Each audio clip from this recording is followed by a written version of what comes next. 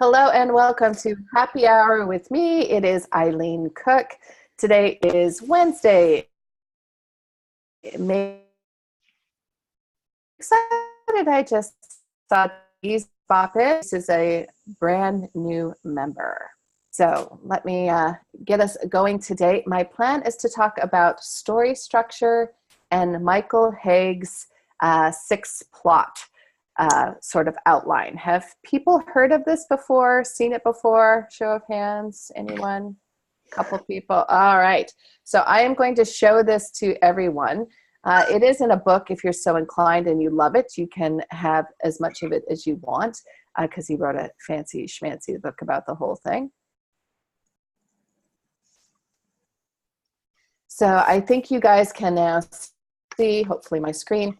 What you have is Michael Hauge's six-step plot structure. And we're just going to kind of go through it real quick, and then I'm going to back up and go in more detail. Can you zoom it in a bit more? Just trying to figure, it was not wanting to zoom. Oh, okay, because you're at 158% on the bottom. Yeah. And if you just scroll on that, maybe you can get it bigger. Let's do 600. Look how clever she is. Better? My dog has a thought on that. Okay. Oh, look at that. We are getting fancy now. Okay. Thank you, Bonnie. You can all just be so impressed with how technically savvy I am. I'm like, just walk me through it, Bonnie. Walk me through it.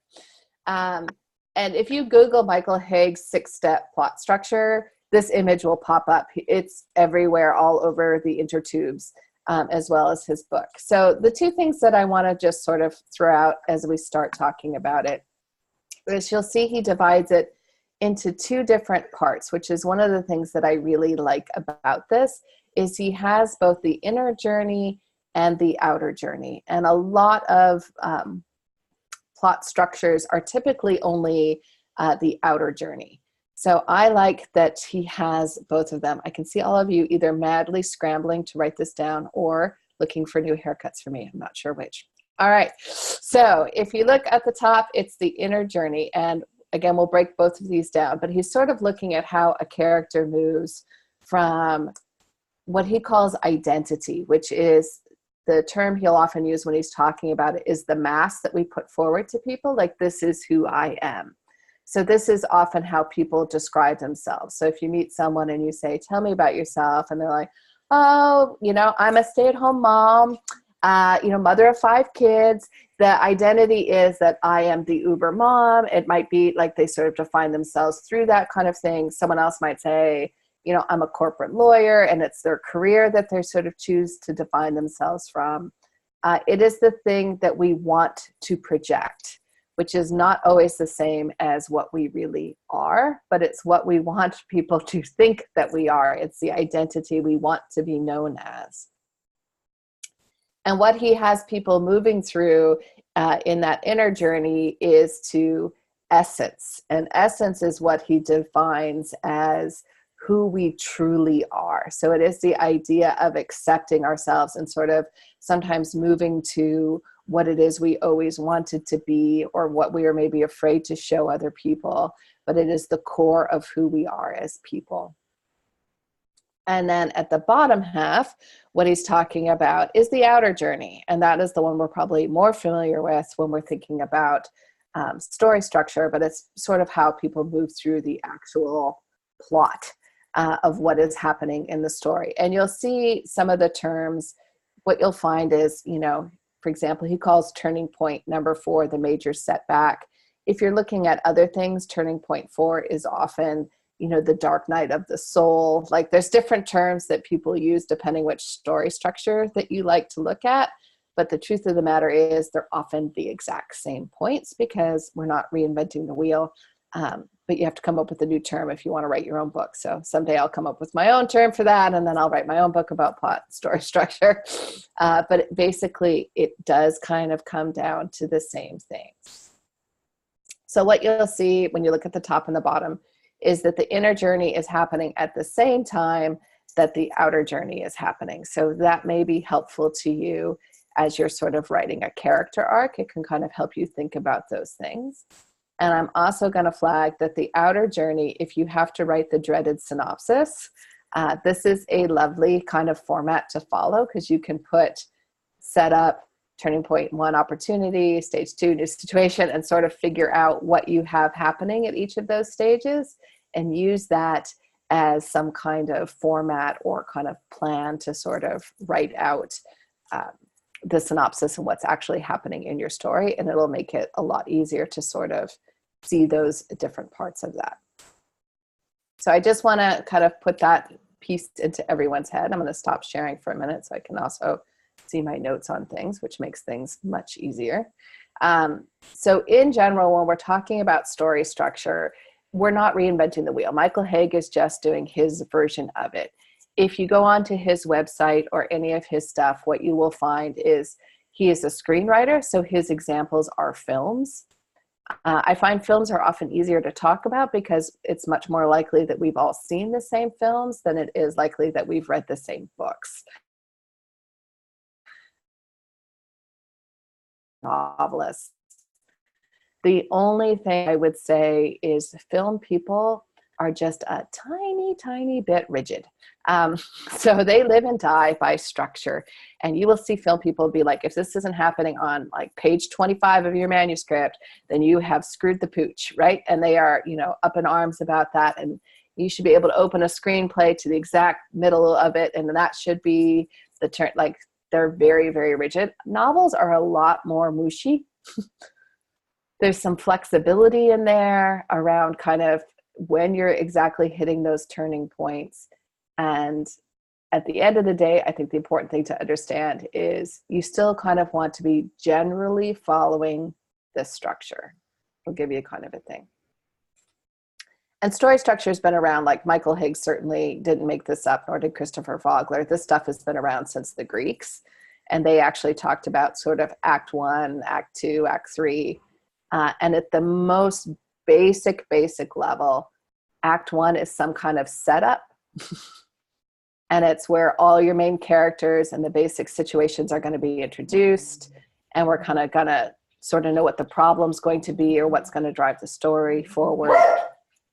The second act is the bulk of the story, and it's your conflict.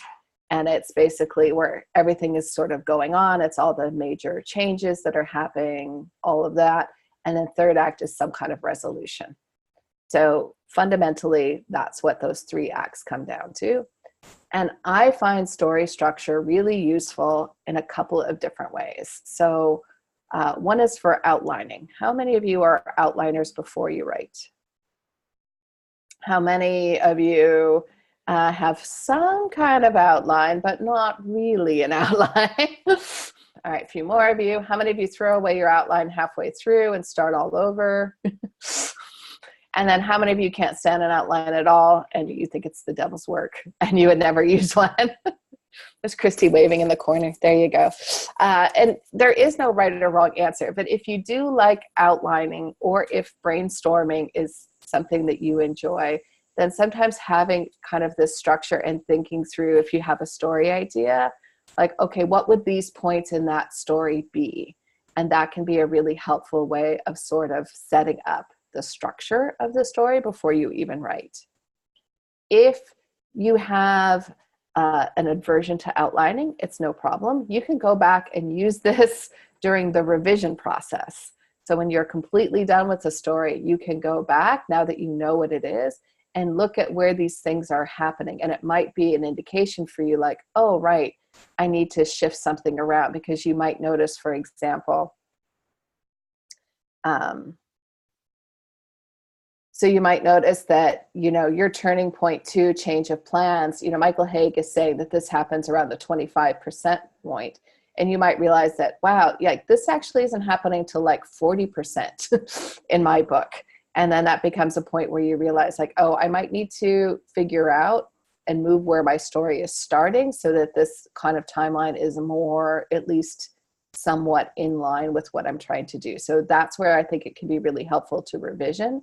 Or you might realize like, oh, you know what, I don't think I have any kind of major setback now that I look at the completed thing. Like there wasn't really a moment where it felt like all was lost. I'm going to go back and put something like that in. So in that sense, I think the revision part of things can be really, really useful.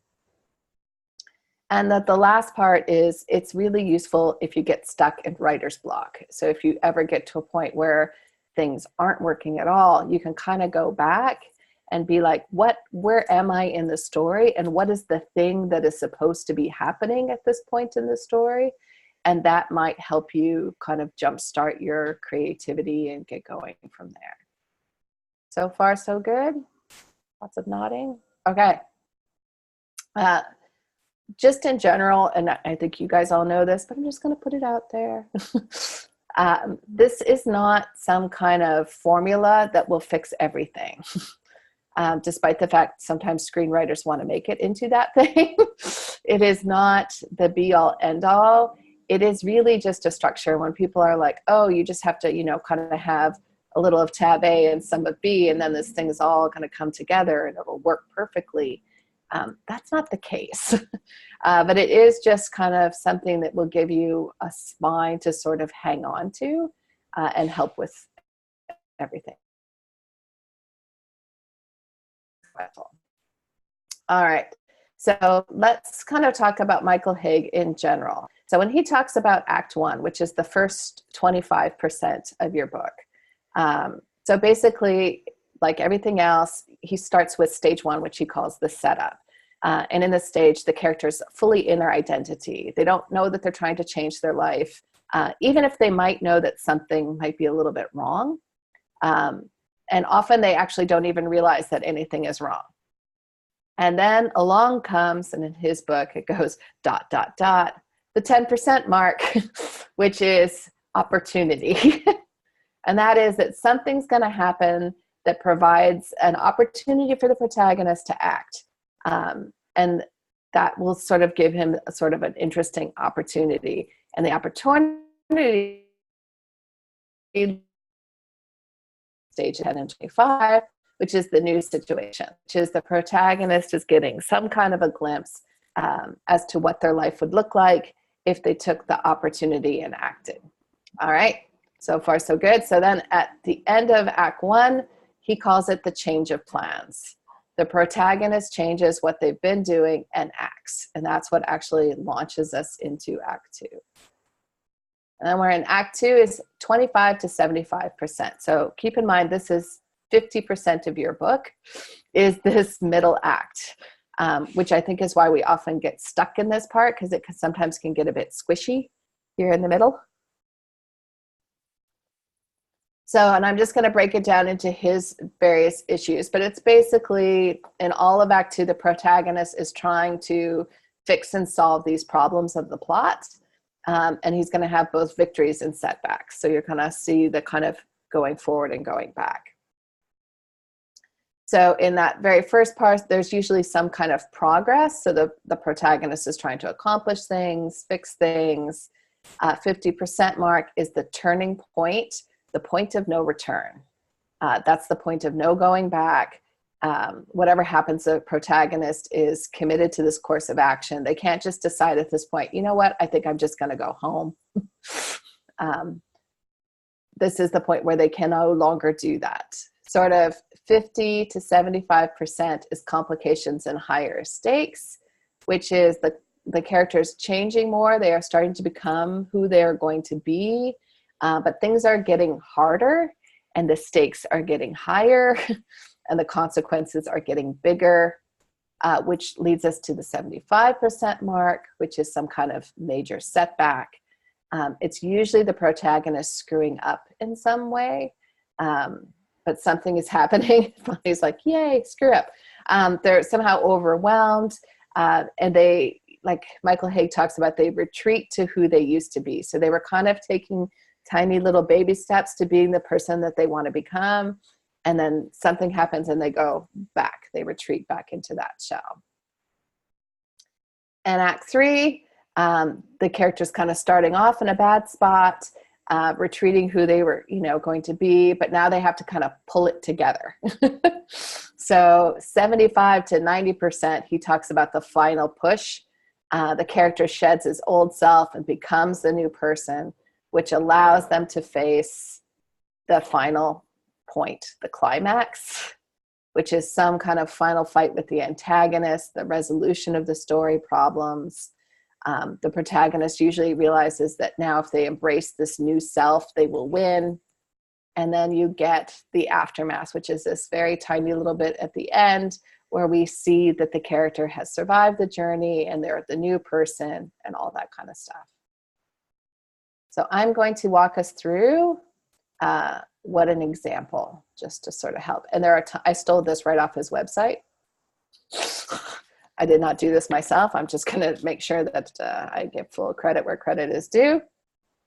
And I'm going to put here in the chat window a link to his website where he has tons of examples from other movies. So if you are wanting to sort of see other examples, I think sometimes it's useful to pick kind of a range of different movies and you see it in the different movies and then you're like, okay, like choosing something like a comedy versus a drama can sometimes give you some very different ideas of what that looks like. Are you sharing your screen? No. Okay. Do you want me to? Well, you were going to go through an example. I didn't know if you had something written down or. I do. Do you want to see it? Yes, please. Yes. All right. You're so greedy, Tony. All right. I was just going to let you think I was a genius and just sort of have it up there, but all right. My dog has an opinion on that. Hang on, let me make it larger. Just to sort of make Bonnie happy because you guys are so. There we go. Okay. Still can't see it. I know. Hang on. Patience is not your virtue, Tony. Need glasses, Tony. What are you talking about? So I'm doing Gladiator. So we have a little Russell Crowe for our moment. So he sort of starts about the, sort of startup and all kind of things. So in Gladiator, Maximus, Rome's most powerful, most popular general, leads his troops to victory in their final battle. And he's talking about this opening, wants to draw your reader in. So when we see Russell Crowe at the start of that, very successful, he's been successful for a long time. My internet connection is unstable. There we go. Turning point 1, opportunity. This is the 10% mark. So Maximus, basically the emperor says, I want you to take over for me, all that kind of stuff. And he's kind of taunted by it, but he's not sure if that is something that he wants to do. But he does turn it down and says instead he wants to go home. So that is his goal. Everyone reading along with me? All right. New situation. Maximus is asked by the dying emperor to take control of Rome and give it back to the people. And he has to decide what he's going to do with that. We sometimes think of this as the inciting incident. In other trying to figure out what he's going to do, right?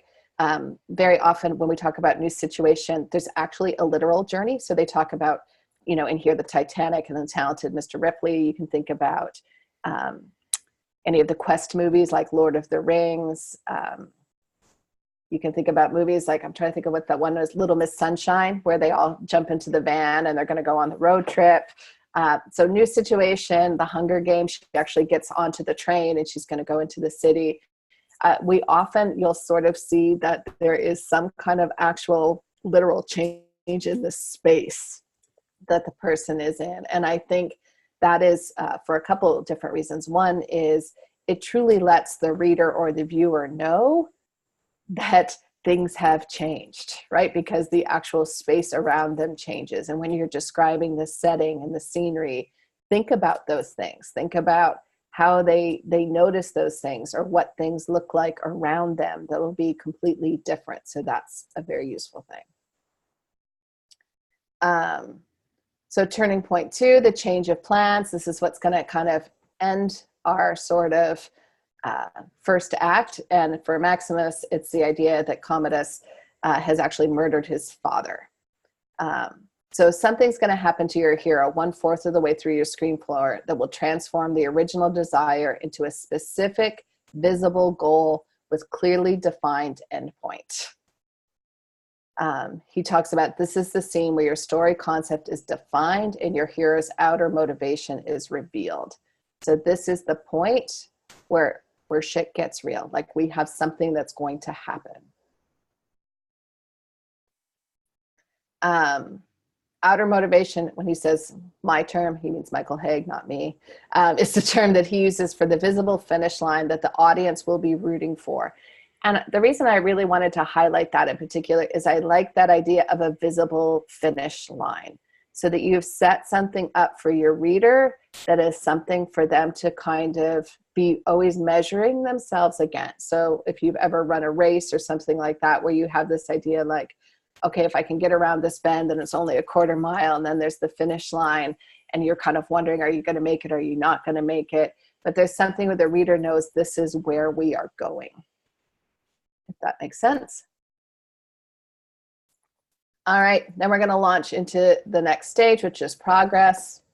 So for Maximus, he's taken off to be killed. He escapes. His family's been murdered. He's captured. He's sold to Proximo, who's going to make him a powerful gladiator.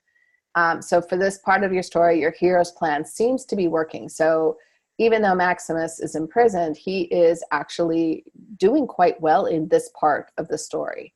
And he points out that doesn't mean there's not conflict, just that the character is sort of making some amount of progress.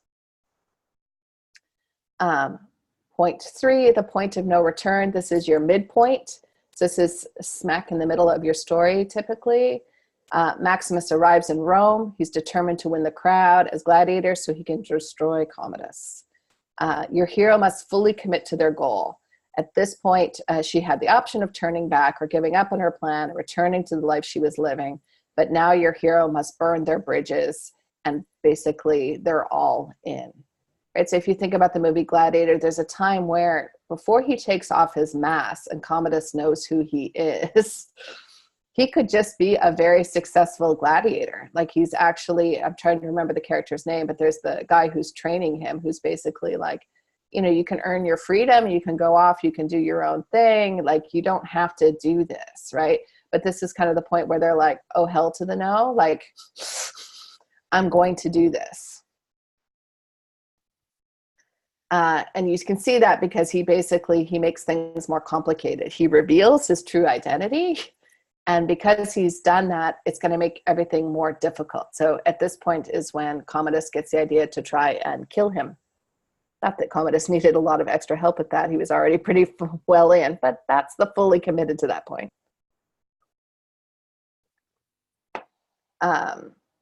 Major setback. Maximus refuses to help the leader of the Senate, and Commodus plots to destroy both Maximus and the Senate. So if you remember, the Senate kind of comes to him and is like, we can do this. And this is the point where, in this movie, where he's trying to escape and he doesn't. And in fact, you know, that is happening there. Quite often someone dies. If you're going to kill somebody off, this is a really good time to do it. It is that idea that, not that you should kill anyone off. Bonnie got excited by that. I could see it in her eyes. She's like, I'm going to torch someone with a dragon. But that is the point where often it feels like nothing's going to work. And often for the character, it becomes that he or she must make one big all or nothing push to do this. So they enter the final approach, right? So he's basically going to risk absolutely everything that they have to reach their goal. And basically at this point, you work up to your climax. And for our friend, so he fights Commodus in the actual final battle scene that happens within the arena. So the hero must face the biggest obstacle. They must determine their own fate, and that must be resolved, right? And really it happens usually anywhere between sort of 90% to the last couple minutes of the movie. And it just depends how much time you need for the very last part. which is some kind of aftermath. So in Gladiator, it's that scene where they're carrying his body out of the arena, and you see him kind of entering that dream state where he's walking with his hands on the wheat, and he sees his wife and his kids running towards him. So it's the idea that he is going to get his final objective. Thoughts or questions on that?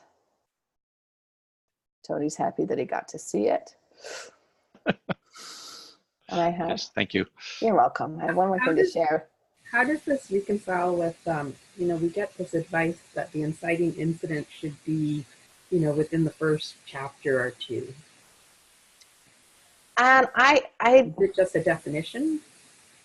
yeah, I think you're going to get different debates about how quickly you have to have that inciting incident. And there's certainly a lot of people that are pushing for it earlier and earlier. He would sort of look at that it's almost a two-step process. So first something happens, which he would define in a different way. And so let me go back. Hang on one second. So I can explain this better if I actually look at the thing so I use the right terminology and don't throw you off. So he talks about turning point 1, which happens at 10%, which is fairly early, as an opportunity. So something is happening at that point that is sort of shifting everything around. So they're seeing something. So for example, Bonnie, in your case, when I think of the dragons, like that's the moment of when magic is unleashed in the world.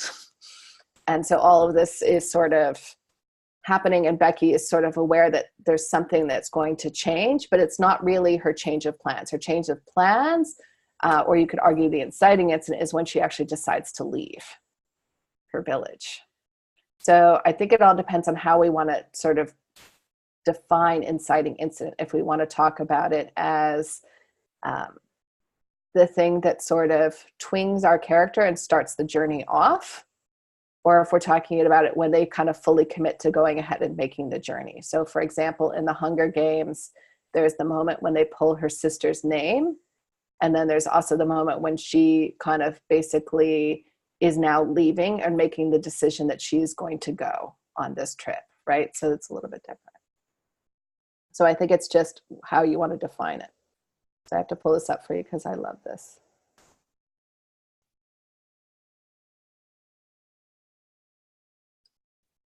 So I'll give everyone a chance to check this out.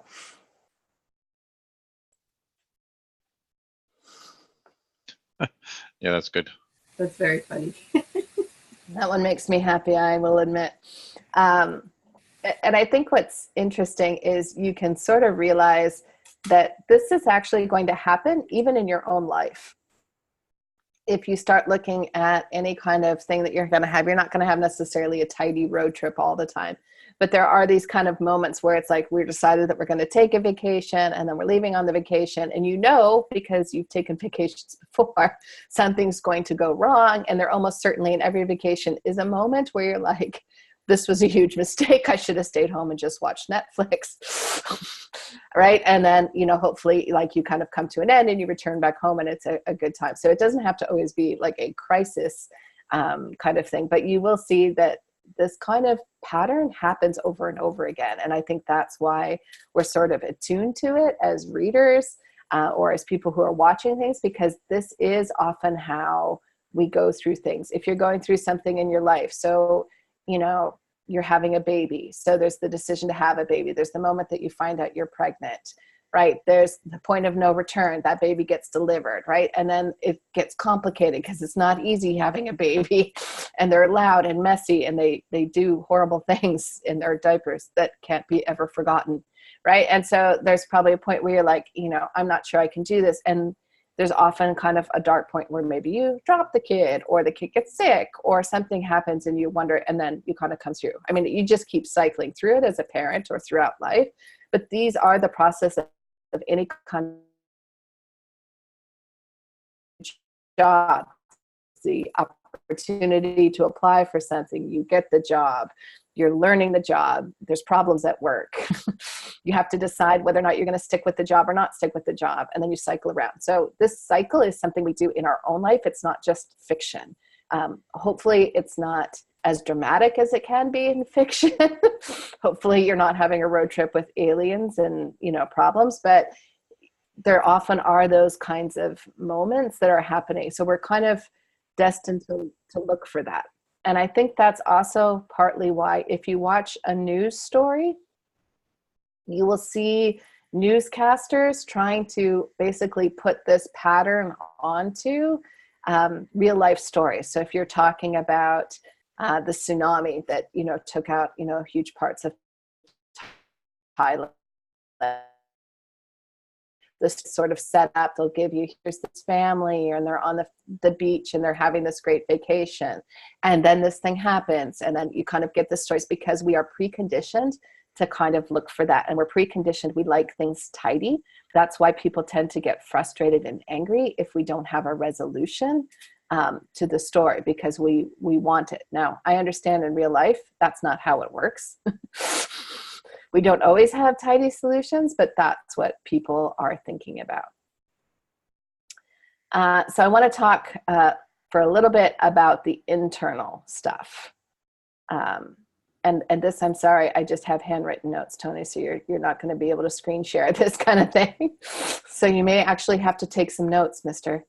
And I just want to kind of walk through kind of what Michael Hauge sort of sees as the internal conflict that's going on. So he sort of talks off by starting about need or longing. So it's the thing that the character wants, the kind of thing that they're thinking about or dreaming about, but they're not necessarily doing, right? They may not even necessarily know what's missing, but they know there's something in their life that's going on. So your character always should have some kind of clear external goal, but they often don't know this internal goal. That's usually a part of them that they're not known.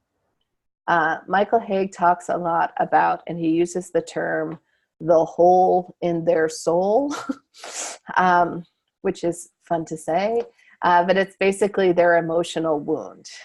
It's whatever that has happened to them that has somehow shaped who they are. It's just a very fancy way of saying backstory. So go back and watch the backstory video in the class, because that has a lot of good stuff, but it's something that has impacted people. It's usually, although not always, something that's happened in our childhood, but it's something that has sort of happened to us. And because of that, we form a belief. And that belief then drives our actions. And I go into this in probably painful detail in my backstory video, but I am a huge believer. It is not what happens to us as people or to our characters. It is the story we tell ourselves about what happens, right? So if you're going through a divorce and you tell yourself, he left me because I'm fundamentally unlovable and no one will ever love me, versus he left me because he's made a critical error and there's something wrong with him and not with me, that's going to change how you react in those next steps. So it's going to change how you filter things. It's going to change because we look for things. We know that people do this and our characters do this as well. We look for things to reinforce our existing belief structure. And we tend to reject things that don't work with our belief structure. So whatever happened to our character, whatever that wound was, they've created a set of beliefs about that. And the longer ago that wound happened, the more ingrained those beliefs have become, if that makes sense. So all of that is going on. And because of that belief, one of the things that he talks about is fear, which is if we have been hurt in some sort of way, shape, and form, we will go out of our way to avoid doing that same thing again. Because generally speaking, we're not stupid. Not all of us, we've already established that. There are some who are foolish, but most of us are not. So you learn this at a fundamental age. If you touch a hot stove, it really hurts. So you stop touching a hot stove. So what is the fear that your character has? What is that they don't want to repeat. And it's usually tied to that wound and their belief about that wound, right? So again, if you say to yourself, I'm fundamentally unlovable and no one's going to want to love me, the very last thing I'm going to do is put myself in any potential relationship where someone could do that to me again. So my belief will build up that, people are not good. You have to lock yourself off. You have to be safe. Don't let anybody in, right? And that's where, when he talks about that identity that the character is starting on, is that's your emotional armor. No one can hurt you again. So you have a definition of it, like, I don't need anyone else. I am fine on my own. I am a take charge professional. I don't have time for relationships because I, believe that people are dangerous and hurtful. So I don't need any of that. And that is who I want to project out into the world. Because again, if you think of armor, like the last thing you want to do is be like, see this spot right here? That will really hurt if you poke me there. We tend to not to want to know that kind of thing. This is why, the saying, you always hurt the ones that you love, is because you know exactly where to poke them. This is why in a conflict, oftentimes the person that knows us the best knows exactly what to say or do that will strike right at that wound, because we've let them see us or before armor was fully developed. So they know parts, they know the places to let go. So think about, what is it that your character puts out into the world to protect themselves? And then for him, essence is what lies underneath all that emotional armor. That's who we really are. That's who the person truly wants to be. And again, part of what they often are having to do over the course of the story is kind of take off some of that armor and allow themselves to be that person. And of course, what Hauge would argue, which is what he's based his entire story structure thing in books on, is the idea that outer journey is what's shaping the inner journey. And then that inner journey is also what's giving them strength to face the obstacles in the outer world. Now, Michael Hauge would argue that it's very hard to have a satisfying story where the character doesn't ultimately triumph. That is a character who fails to actually make the change, he's going to argue doesn't work. And in a large sense, that's because he's writing for Hollywood. And typically Hollywood movies don't succeed if the character isn't some kind of generally happy ending.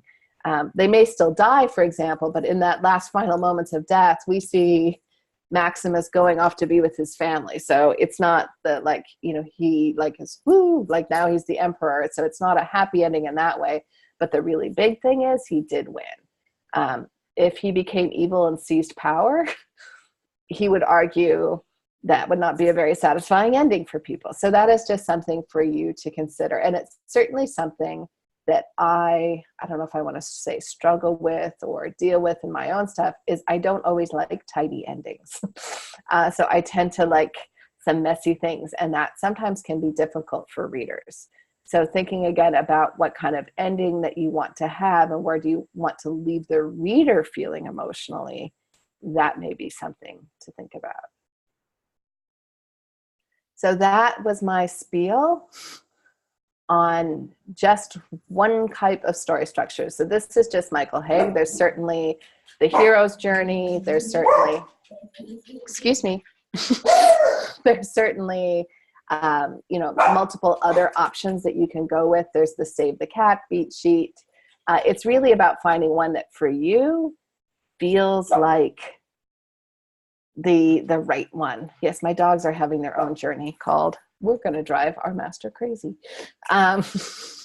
So Eileen, what is your particular process for using these? Do you use them in the outline stage? Do you use them in revisions? How do you generally use these sorts of methods? I actually use them kind of at all different stages. Like I do find it helpful. I do way more outlining than I used to do. So I do find now when I'm thinking about a story idea, like I'm have just kind of started to knock around an idea for a new book, which is exciting. And so as part, like, yeah, yay, happy sounds.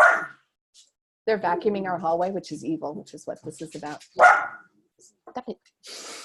So for me, as I'm thinking about that idea, like I just, as often happens to me, I have kind of like the start of an idea, right? And then it's like, I need to start thinking about, like, if my idea was Wizard of Oz, right? So I would be like, wouldn't it be interesting if some girl got sucked into a magical place and then had to find her way home in this, magical community? And that's the beginning of my idea.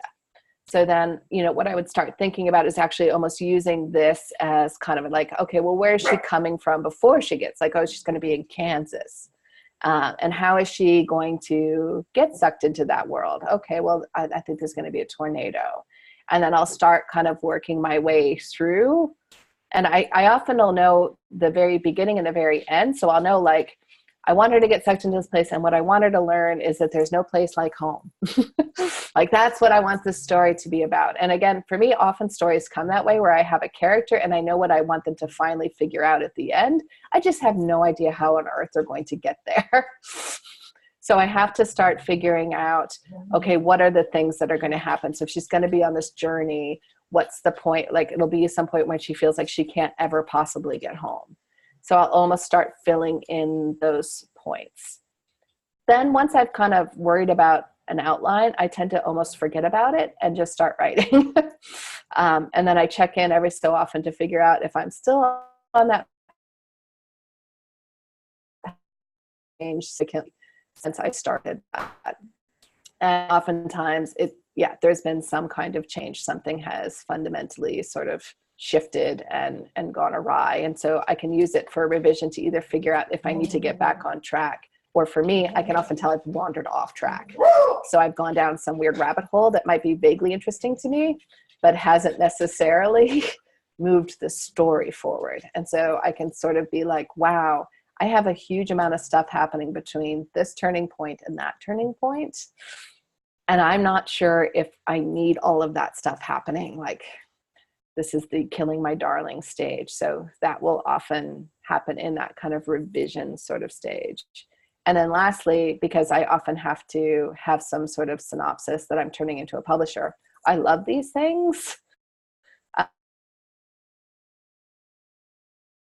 Figure am I going to tell the publisher? Because they're wanting that. Basically what a synopsis is what are the main story beats. So if I can use an outline to hit those main story beats, that's really helpful to me. And that's what I want to end up doing. So that's typically how I use it.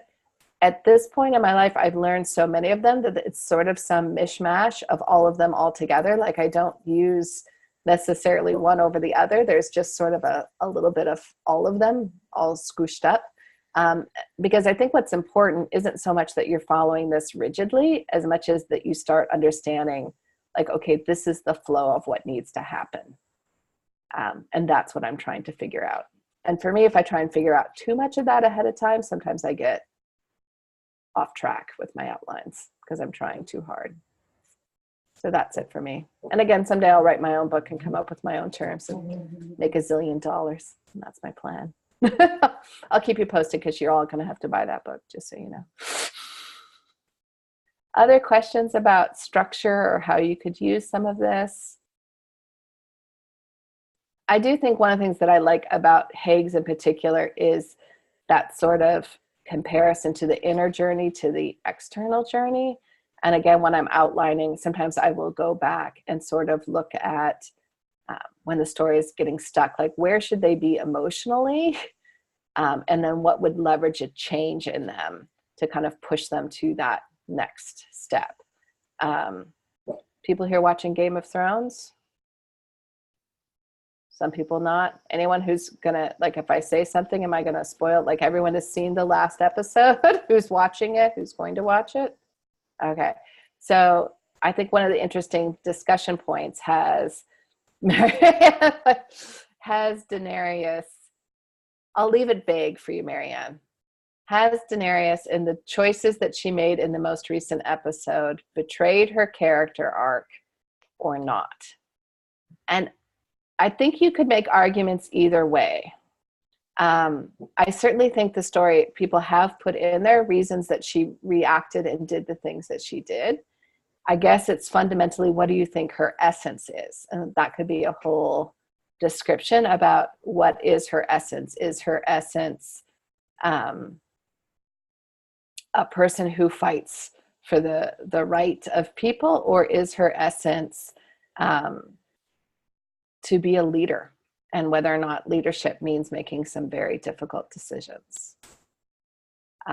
But I think Game of Thrones, even if you haven't watched it, it's a worthwhile show to watch in terms of, I think they've done a really interesting thing with character arcs. So if you look at many of the characters in that, kind of how they've changed or what they have done to sort of become who they are at the end of this, they have all certainly been very changed by the story events, and the essence of who they fundamentally are has really come out. So I'm thinking of, I can only think of his name as Reek at the moment, but Reek is Theon Greyjoy. Theon Greyjoy. Thank you. He's, I think, a very interesting character to watch, because there is who he puts out, which he wants to be kind of a Stark, and he wants to be a leader, and he wants to do all these things, and he makes some decisions that lead to some very bad things, not the least of them being he eventually becomes tortured and all of that. But then he really does redeem himself at that end, because he comes back to who he fundamentally truly is. And I think that was a really interesting character journey that he made. I have just heard so much good stuff. Christy put in the chat window about Dead to Me, which is on Netflix. So actually, I'm going to start watching it tonight. It's on my list of things to watch, around some interesting character. It's a dark comedy, which appeals to me. I love me a good dark comedy. So that is on my list. But I think it is interesting as writers, when we're watching a show or we are thinking about, a book that we've just read, is to really take a moment and break it down and think about, in that book, what was that character's internal journey? Like, who did they see themselves at the start? And not doing just the big overview of, well, it was a character that was stunted emotionally and had to learn to trust others. But really breaking it down and being like, why were they that way? What got them that way? What made them be willing to maybe take a little bit that thrust them back into being who they were? So I think that is a very interesting way of taking the time to really figure out what, and I think when a book isn't satisfying, is because the author hasn't done the work, or the show hasn't done the work to make me feel like that external journey would in fact leverage the kind of change that that person made. Theon of Greyjoy wouldn't be who he was at that end of that book if he hadn't been through all of those things. And when, they say to him, Theon, you are a good man, and you see him sort of break down, and I mean, I might have had a little tear myself, right? It's because fundamentally that is all he's ever wanted to be. He confused himself and thought maybe he wanted to be a great leader, or he needed status or recognition. But he realized fundamentally, what I want to be is a good man. So one of the controversies was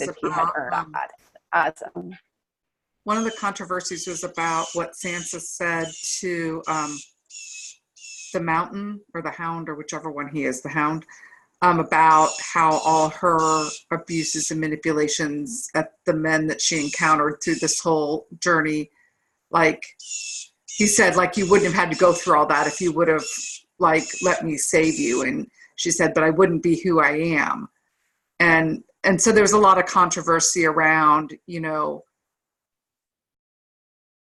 rape and whether or not that made her stronger, and the controversy around that. But I think even those bad things do make you what you are, even if you don't want to romanticize it, Yeah. I mean, I would definitely not, be in a position to be like, if you really want to get out there and achieve something, let something really shitty happen to you. But the truth of the matter is, that is when character comes out. I mean, I think that's why we read fiction. When you put people under pressure, when you take everything away from them, when you dangle their heart's desire in front of them and then rip it away, you discover who they really are. And you discover, you know, I think most people talk about they didn't know their own strength until they had been through something. So if you talk to someone that's been through the loss of a child, or someone who's been through a divorce or a death, like, you end up digging deep and discovering what you're really made of when you are tested. And until you're tested, you kind of have ideas, or you maybe have hopes, but it's not until those things are put under the gun that you find it out. And I think that's why fiction is so, because it's a pain-free. We don't have to go through it. We can just read about it and experience it secondhand, but we can see a character go through that. And I think Sansa's exactly right. She would not be, like, if you think about her in the beginning, she was very kind of flitty. And she, you know, good grief, she wanted to marry Joffrey, God help her, right? Like, she just wanted to be a queen. She wanted pretty dresses. She wanted to, you know, be all grown up. And she's grown up now, right? Like, she doesn't have any little girl illusions about the world anymore. And in some ways that's very sad, but in other ways she is a strong woman because she had to fight back from those things.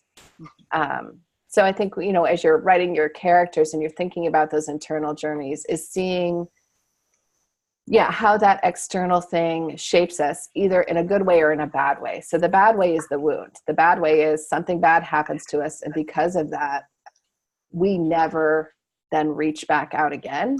We don't ever put ourselves back out there. And you can see that, again, it's not what happens to you, it's the story that you tell yourself, because you could go through something horrible like Sansa has and decide that the world is a horrible place and actually just choose to curl up and die. And some people do, or some people become vengeful and angry because they want to strike back before anyone hurts them again. And other people fight through that kind of thing. So who is your character fundamentally? The other thing I noticed in the first episode of this season for Game of Thrones, after watching it, was every character was in conflict with every other character. Right? There was I don't think there was any instance of, hey, come on with me, we'll go do this together. There was not. It was Jon Snow was you know, with Sansa, with Bran, with Daenerys, like it, and I was watching it. It was, everybody is just in conflict with everybody else. It was really interesting to see and really notice that. Well, and I think if you, like, we've talked about, hang on, I'm going back. I'm going to make you happy, Tony. I'm going to share a screen. All right. So we go back and we're talking about this as like an arc for one story, right? So you could put any particular episode of Game of Thrones on this and it'll have the same structure. But you could put all 8 seasons on here and sort of see the structure. And I would argue that this season basically is Act 3 of that total overarching story. So it's actually opening at a pretty bleak time, again, where you are seeing basically everyone in conflict with everyone else. It looks like there's absolutely no way they're going to beat the dead. No one can agree about how they're going to fight it. You have Jon Snow saying things like, people, it doesn't matter if we don't get along, like, the dead are coming, right? And so you have all of this kind of thing happening. And I think, you know, basically we're going to see this last episodes are basically this last little bit in kind of mind. And you could argue the climax really was last week's episode. And we're going to see now how that plays out after that. So it will be intriguing. And all of you not watching Game of Thrones are bored to tears at this moment. Sorry about that. You'll just have to go back and watch it now. All right. Any other questions? All right. Well, we are at that time. So I will let you all go. A reminder, if anyone ever has specific questions, if they want to talk about a character arc in their story, you can let me know and we can do something as a case study for one of our office hours. That's totally fine. And I think it's sometimes kind of fun to do. So if we want to do a deep dive on a particular thing, I am happy to do that. As well as we can always here, you just have to let me know rather than the blue pencil form, and we will talk about your pages in particular. And otherwise, I will be coming up with something, and you will just have to listen to me talk about it like this. All right. So thanks, everybody. Have a good day, a productive day, and see you around. Bye-bye. Thanks. Bye.